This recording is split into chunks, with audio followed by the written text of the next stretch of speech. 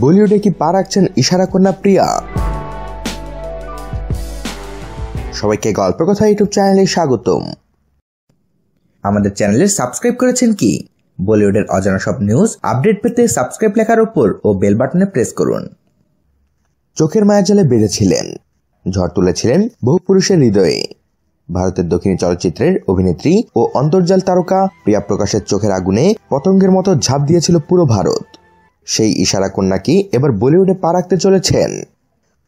গুঞ্জন ছিল রণবীর সিং অভিনীত সিম্বায় অভিনয় করবেন প্রিয়া, তবে শেষ পর্যন্ত এ ছবির প্রধান চরিত্রে অভিনয় করেন সাইফ আলী খানের মেয়ে সারা আলী খান।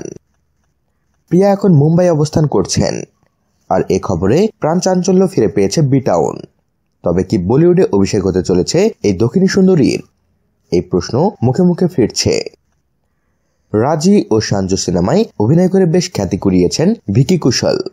সম্প্রতি মুক্তি পেয়েছে তার অভিনীত উরি দ্য সার্জিক্যাল স্ট্রাইক। সেই ভিকির সঙ্গে দেখা গেছে প্রিয়া প্রকাশকে।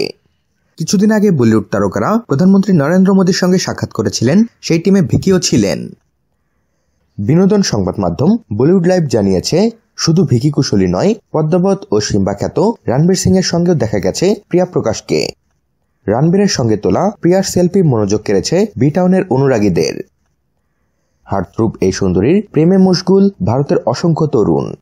মুম্বাই ঘোরার ছবিতে পূর্ণ এখন প্রিয়ার ইনস্টাগ্রাম অ্যাকাউন্ট। প্রিয়ার মুম্বাই ভ্রমণের নেপথ্যের কারণ জানতে উঠে পড়ে লেগেছে বিনোদন সাংবাদিকরা। ভক্তরা চাইছেন বলিউডের রূপলী পর্দায় ঝড় তুলুন এই ইশারা কন্যা। রণবীর সিং ও ভিকি কৌশলের সঙ্গে প্রিয়ার এই সাক্ষাৎ সেই জল্পনা আরো বাড়িয়ে দিল।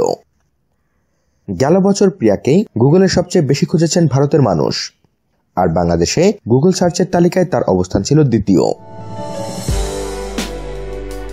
তো বন্ধুরা, প্রিয়া প্রকাশের বলিউড অভিষেক হলে তা যে ভালোই আলোড়ন সৃষ্টি করবে সেটা মোটামুটি নিশ্চিতই বলা যায়। কি বলেন আপনারা?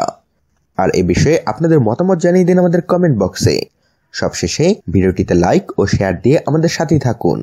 ধন্যবাদ।